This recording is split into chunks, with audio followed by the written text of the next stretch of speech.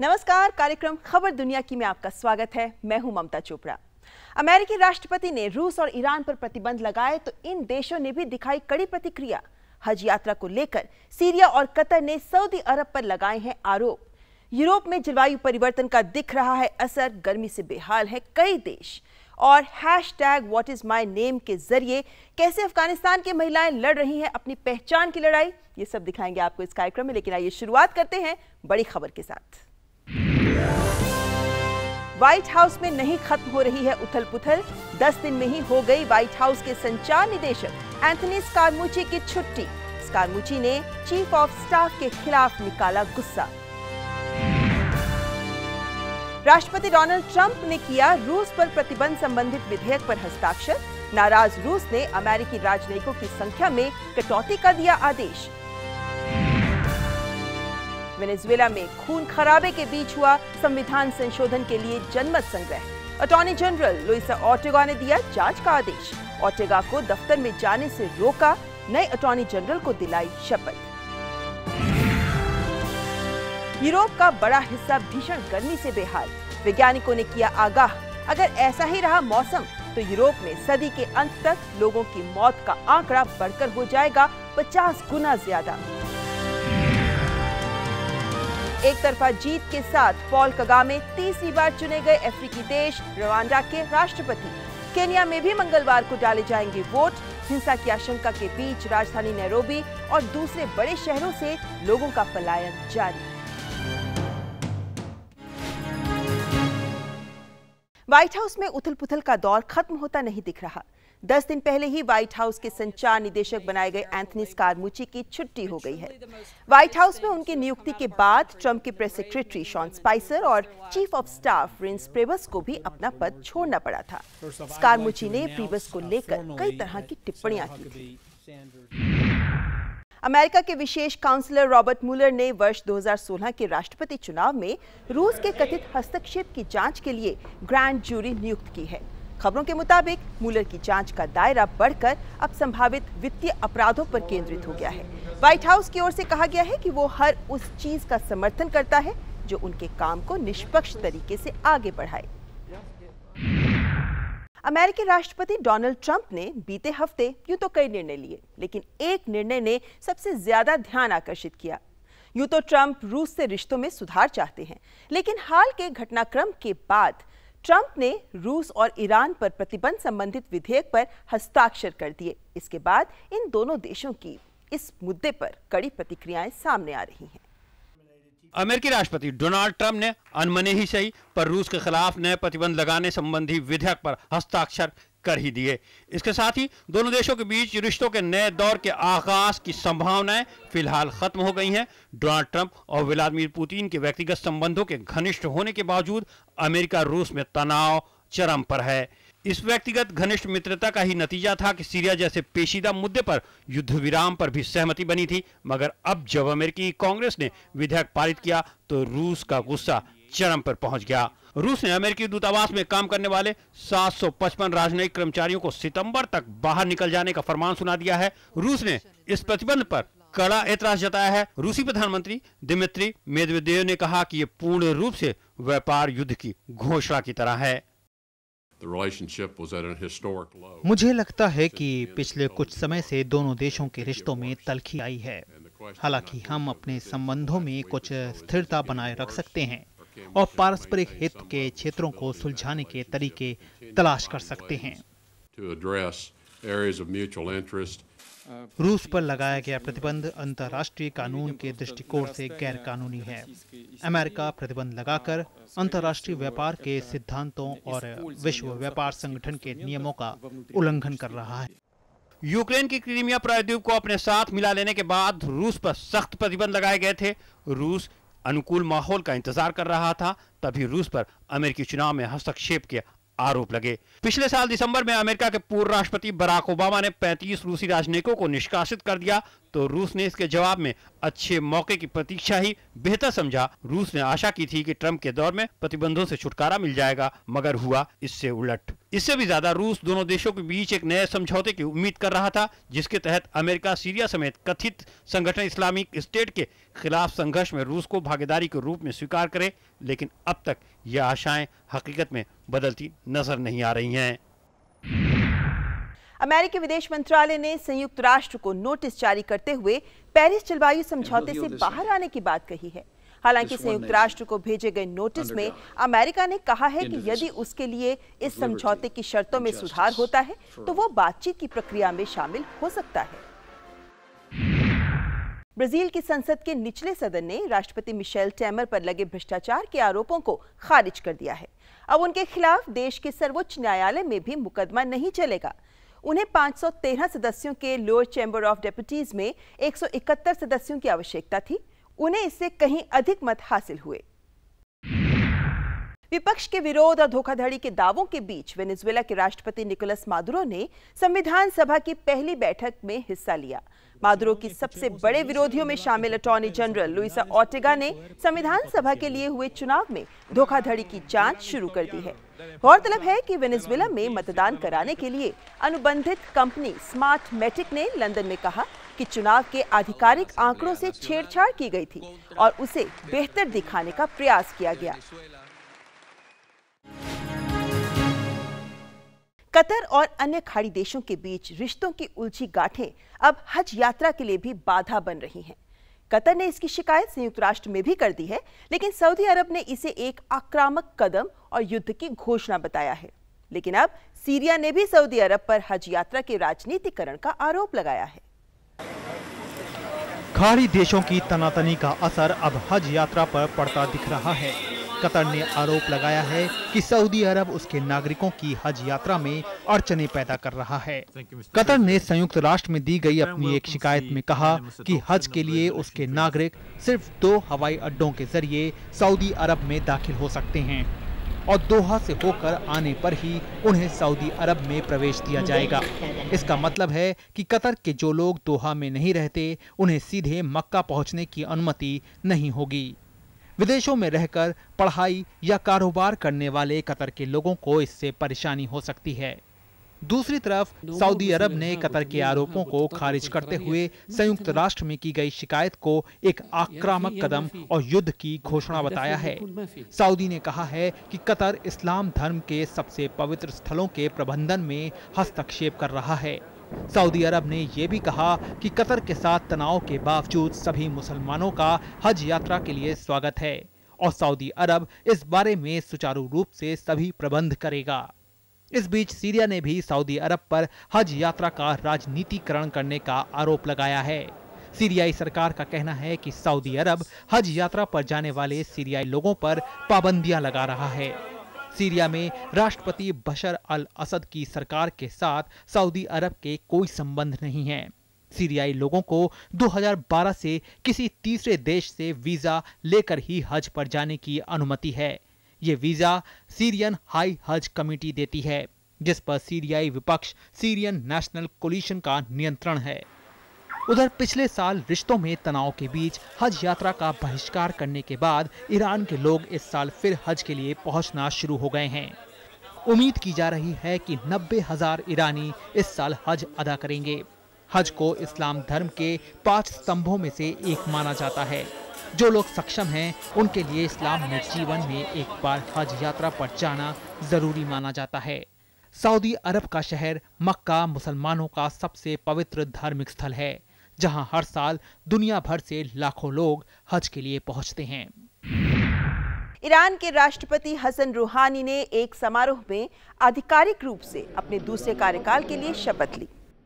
राष्ट्रपति हसन रूहानी ने ईरान में 19 मई को 12वें राष्ट्रपति चुनाव में भारी बहुमत से जीत हासिल की थी। इजरायल के प्रधानमंत्री बेंजामिन नेतन्याहू के एक करीबी साथी आरी हैरो कथित भ्रष्टाचार के मामले में उनके खिलाफ गवाही देंगे।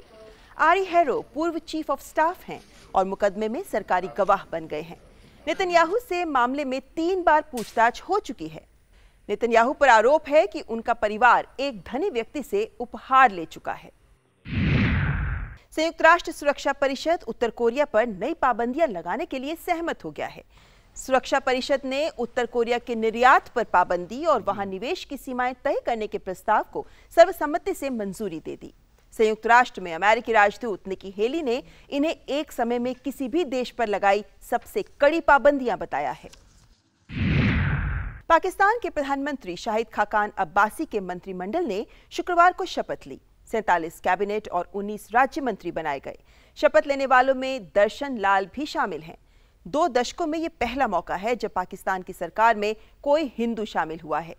65 वर्षीय दर्शन लाल पेशे से डॉक्टर हैं। उन्हें चारों प्रांतों के बीच समन्वय का प्रभारी बनाया गया है। लाल वर्ष 2013 में PMLN पार्टी के टिकट पर अल्पसंख्यक कोटे से दूसरी बार सांसद चुने गए थे। ख्वाजा आसिफ को विदेश मंत्री बनाया गया है। अगर इस साल आप गर्मी की छुट्टियां मनाने यूरोप गए हों तो आपको पछतावा जरूर हुआ होगा, क्योंकि वहां भी पारा 40 डिग्री के आसपास बना हुआ है। हम सबके लिए सावधान होने का संकेत है ये, क्योंकि वैज्ञानिकों ने आने वाले समय में जलवायु परिवर्तन के खतरनाक परिणामों का संकेत दिया है। पूर्वी यूरोप के अधिकतर हिस्से भीषण गर्मी से जल रहे हैं। कई इलाकों में तापमान 40 डिग्री सेल्सियस के पार पहुंच गया है। इटली और बल्कान के इलाके गर्मी की मार में सबसे अधिक पीड़ित हैं। हालांकि उत्तर के क्षेत्रों में दक्षिणी पोलैंड भी असामान्य रूप से गर्म तापमान से घिरा हुआ था और यूरोपीय मौसम केंद्र मेटोअलार्म ने 10 देशों के लिए अपनी उच्चतम रेड चेतावनी जारी की है। गर्मी के कारण जंगलों से लेकर घरों तक आग की घटना आम हो गई है। सर्बिया, बोस्निया, मैसिडोनिया और क्रोएशिया में अग्निशामक व्यस्त हैं। लोगों को घर के अंदर रहने और पानी का सेवन बढ़ाने की सलाह दी जा रही है। अगले सप्ताह तक तापमान के 40 डिग्री सेल्सियस रहने की उम्मीद की जा रही है। इस साल मैं बहुत गर्मी महसूस कर रही हूँ। पिछले साल भी गर्मी ज्यादा थी, लेकिन इस साल और भी ज्यादा है। यहाँ बहुत गर्मी है और रात के दौरान तापमान में कमी नहीं होती है। ये तो एक वानगी भर है। जलवायु परिवर्तन के मौसम पर प्रतिकूल प्रभाव को लेकर वैज्ञानिकों के खुलासे तो होश उड़ाने वाले हैं। लैंसेट प्लेनेटरी हेल्थ जर्नल के वैज्ञानिकों का दावा है कि यूरोप में इस सदी के अंत तक मौसम का ऐसा कहर बरपेगा कि लोगों की मौतों का आंकड़ा बढ़कर 50 गुना ज्यादा हो जाएगा। रिपोर्ट में कहा गया है कि अगर जलवायु परिवर्तन से निपटने के लिए गंभीर उपाय नहीं किए गए तो प्रतिकूल मौसम से होने वाली मौतों से समाज पर अधिक बोझ बढ़ेगा और इससे यूरोप के हर 2 लोग प्रभावित होंगे। गर्मी और सर्दी, आग लगने की घटनाएं, सूखा और अकाल, तटीय क्षेत्रों में पानी का जल स्तर बढ़ने के कारण लोगों की मौतों का आंकड़ा बढ़ेगा। मौसमी बीमारियों के कारण 2071 से 2100 तक मरने वालों का आंकड़ा बढ़कर 1,52,000 हो जाएगा। इस शोध पर टिप्पणी करते हुए London school of hygiene and tropical medicine के प्रोफेसर पॉल विल्किंसन ने कहा कि ये आंकड़े काफी डरावने हैं और इस दिशा में अभी से ही कुछ ठोस कदम उठाए जाने जरूरी हैं। अफ्रीकी देश रवांडा के राष्ट्रपति चुनाव के नतीजे घोषित हो चुके हैं। पिछले 17 सालों से राष्ट्रपति पद पर तैनात पॉल कगामे तीसरी बार राष्ट्रपति चुने गए हैं। अब वो अगले 7 साल के लिए सत्ता पर काबिज रहेंगे। कगामे को 98.5% से ज्यादा मत मिले। रवांडा में चुनाव पूर्व सर्वेक्षण जिस एक तरफा जीत की ओर इशारा कर रहे थे, चुनाव नतीजों ने उस पर मुहर लगा दी। राजनीतिक दमन के आरोपों के बीच राष्ट्रपति चुनाव में विरोधी उम्मीदवारों को करारी शिकस्त देते हुए पॉल कगामे तीसरी बार अगले 7 साल के लिए सत्ता पर काबिज हो गए हैं। कगामे को 98% मत मिलने की घोषणा होते ही उनके समर्थक सड़कों पर उतर आए। 1994 में नरसंहार के बाद इस पूर्वी अफ्रीकी राष्ट्र को शांति और तेजी से आर्थिक सुधार के पथ पर लाने वाले कगामे ने खूब अंतर्राष्ट्रीय प्रशंसा बटोरी, लेकिन आलोचकों की भी कमी नहीं रही। उनके ऊपर भय, मानवाधिकार उल्लंघनों और मीडिया पर नियंत्रण के गंभीर आरोप भी लगते रहे हैं। उनके कोपभाजन से बचने के लिए ज्यादातर आलोचकों ने विदेशों में शरण ले रखी है। पिछले 17 सालों से शासन करने वाले कगामे को फ्रैंक हाबिनासा और फिलिप मोपियाना ने इस चुनाव में चुनौती दी थी। दोनों नेताओं ने अपने समर्थकों को धमकाने और रैलियों में पहुंचने से रोकने के आरोप लगाए। इन लोगों ने स्थानीय अधिकारियों पर चुनाव प्रचार में बाधा डालने के भी आरोप लगाए। कगामे ने पिछले चुनाव में 2010 में 93% वोटों से भारी जीत दर्ज की थी। वे 1994 के नरसंहार के बाद सत्ता में आए थे। इस जातीय हिंसा में तुसी और हुतू समुदाय के 8 लाख लोग मारे गए थे। माना जाता है कि इस नरसंहार पर काबू पाने में कगामे के गुट ने अहम भूमिका निभाई थी। 2015 में रवांडा के संविधान में संशोधन कर उन्हें 2034 तक सत्ता में बने रहने का मौका दिया गया। कगामे सिंगापुर और दक्षिण कोरिया को मॉडल के तौर पर देखते हैं और अर्थव्यवस्था 7% बनाए रखने में सफल रहे हैं। वो महिलाओं के अधिकारों के चैंपियन भी माने जाते हैं। रवांडा में ज्यादा सांसद महिलाएं हैं। कगामे की व्यापक लोकप्रियता के बावजूद अंतर्राष्ट्रीय पर्यवेक्षकों ने रवांडा के राजनीतिक माहौल पर चिंता व्यक्त की थी। रवांडा में तो चुनावी नतीजे आ गए हैं, लेकिन केन्या में 8 अगस्त को चुनाव हैं। इस बार के चुनावों में साल 2007 और 2013 के चुनावों की काली यादें लोगों के जहन में ताजा हैं, जब हुई जातीय हिंसा में 1200 लोग मारे गए थे। ऐसे में इस सवाल का जवाब किसी के पास नहीं है कि क्या इस बार शांतिपूर्वक चुनाव संपन्न हो पाएंगे। इसीलिए किसी भी अनहोनी से बचने के लिए लोग रोजमर्रा की जरूरी चीजों को इकट्ठा करने में लगे हुए हैं। इन दिनों केन्या की राजधानी नैरोबी के ज्यादातर बस स्टेशनों का यही हाल है। वैसे तो लोग मंगलवार को होने वाले राष्ट्रपति चुनाव में हिस्सा लेने के लिए अपने अपने घरों को जा रहे हैं, लेकिन साथ ही शहर छोड़ देने की एक अहम वजह चुनाव के बाद 2007 की तरह हिंसा भड़कने की आशंका भी है। इतना ही नहीं, नैरोबी के बाजारों से साबुन, मक्का, आटा, तेल गायब है। किसी अनहोनी से बचने के लिए लोग रोजमर्रा की जरूरी चीजों और खाद्य सामग्री को इकट्ठा कर रहे हैं। निर्वाचन आयोग के IT प्रमुख क्रिस मेसान की क्रूर हत्या से इस हिंसा की संभावना को बल मिलता है।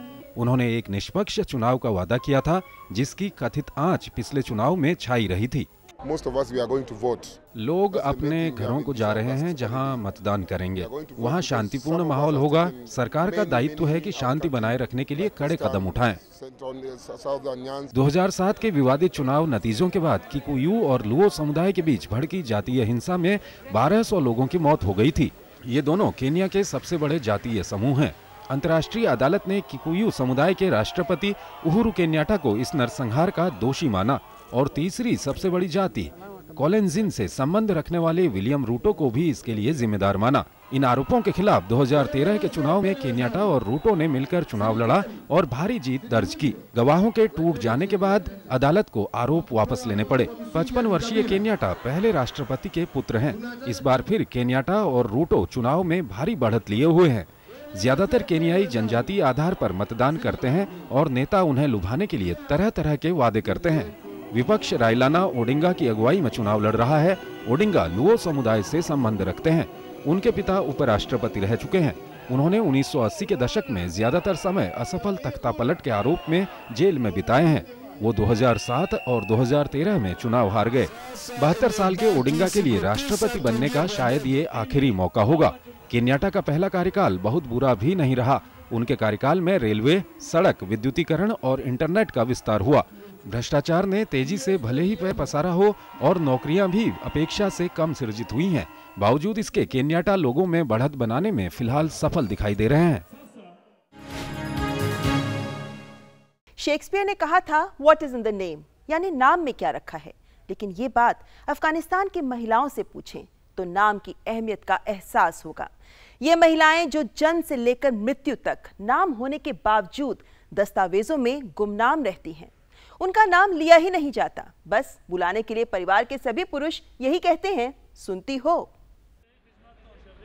व्यक्ति का नाम उसकी एक पहचान होती है, जिसके साथ उसका पूरा अस्तित्व जुड़ जाता है। बहुत से समाज हैं जहां पति और पत्नी एक दूसरे का नाम नहीं लेते। बुलाना हो तो कहते हैं, सुनती हो। इस परंपरा में आदर भाव छिपा होता है। लेकिन अगर ये प्रथा चरम सीमा तक पहुंच जाए तो सामने आता है विरोध का स्वर, जैसा आज अफगानिस्तान की महिलाएं उठा रही हैं। सोशल मीडिया पर छाया है वेयर इज माई नेम का हैशटैग, यानी मेरा नाम कहां है। ये अब एक अभियान का रूप ले चुका है और कारण ये है कि वहां महिलाओं को उनके नाम से, उनकी इस पहचान से इस कदर जुदा कर दिया जाता है कि जन्म प्रमाण पत्र में भी मां का नाम दर्ज नहीं किया जाता। अंतिम संस्कार के समय भी महिलाओं का नाम नहीं लिया जाता और तो और कब्र के पत्थर पर भी उनका नाम नहीं लिखवाया जाता। इसीलिए मौत के बाद भी वो गुमनाम रहती हैं। अपने नाम के बिना जीने की पीड़ा से ये महिलाएं हर पल गुजरती हैं। लेकिन बस अब नहीं, अब यहाँ बदलाव की चिंगारी उठी है जो इन महिलाओं के जहन में छिपे एहसास जगा रही है कि इस रूढ़िवादी परंपरा के खिलाफ अपनी आवाज उठाओ, क्योंकि किसी की माँ, बहन, बेटी या पत्नी होने से पहले वो एक महिला हैं। इस अभियान का अब पुरुष भी समर्थन कर रहे हैं। लोकप्रिय अफगानी संगीतकार फरहान दारिया ने इसके पक्ष में फेसबुक पर ये तस्वीर साझा की, जिस पर काफी सकारात्मक प्रतिक्रियाएं आ रही हैं। इस अभियान के समर्थन में ये तर्क भी दिया जा रहा है कि महिलाओं के नाम छिपाने का इस्लाम से कोई संबंध नहीं है। अगर ऐसा था तो इस्लाम के पैगंबर की पत्नियों के नाम हर कोई कैसे जानता है। इस अभियान से उम्मीद बन रही है कि अफगानिस्तान की महिलाओं को उनका हक जरूर मिलेगा, गुमनामी के अंधेरे से निकलकर अपने नाम की पहचान के साथ जीने का हक। जिंदगी को अपनी तरह जीने का गुमान है, जिंदगी को अपनी तरह जीने का गुमान है। शायद यही और सिर्फ यही मेरी पहचान है। मेरी पहचान है क्या, मेरा बता दे मुझको, कोई आईना अगर है तो दिखा दे मुझको। खबर दुनिया की कार्यक्रम के आज के इस अंक में बस इतना ही। आप अपने सुझाव और अपनी प्रतिक्रियाएं हमें ईमेल कर सकते हैं। हमारा ईमेल आईडी है khabarduniaki@gmail.com। और जाते जाते आपको छोड़े जा रहे हैं स्पेन में मॉनसून होली की कुछ बेहतरीन झलकियों के साथ। हमें और हमारी पूरी टीम को दीजिए इजाजत। नमस्कार।